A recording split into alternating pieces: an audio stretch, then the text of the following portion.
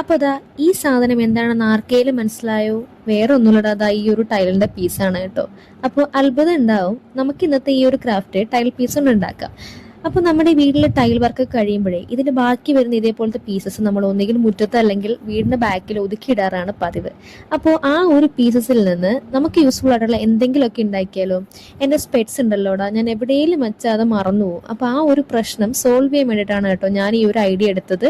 ഈ ഒരു പീസസ് മുറ്റത്ത് കിടന്നപ്പോൾ കുറേ ആയി ഞാൻ എന്തെങ്കിലുമൊക്കെ ചെയ്യണം എന്ന് വിചാരിക്കാറ്, ബട്ട് ഒരു ഐഡിയാസ് എനിക്ക് കിട്ടിയിട്ടുണ്ടായിരുന്നില്ല.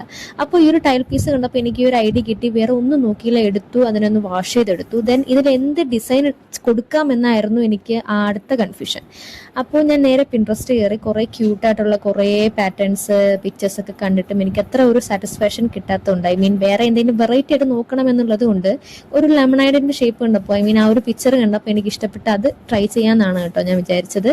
അപ്പോൾ അത് എങ്ങനെ വരും എന്ന് എനിക്ക് അറിയത്തില്ലായിരുന്നു. ലൈക്ക് ഞാൻ ഈ പെയിന്റിങ്ങും പരിപാടിയൊക്കെ അങ്ങോട്ടും ഇങ്ങോട്ടും ചെയ്യാതിരിക്കുന്നത് കൊണ്ട് എങ്ങനെ വരും എന്ന് എനിക്കറിയത്തില്ലായിരുന്നു. അപ്പോൾ ഫൈനൽ ഔട്ട്പുട്ട് ഇത് എങ്ങനെയാണ്. ഇഷ്ടപ്പെട്ടാൽ സപ്പോർട്ട് ചെയ്യാനും സബ്സ്ക്രൈബ് ചെയ്യാനും കൂടെ നിൽക്കാനും മറക്കരുതേ. അപ്പോൾ അടുത്ത വീഡിയോ കാണാം. ബൈ.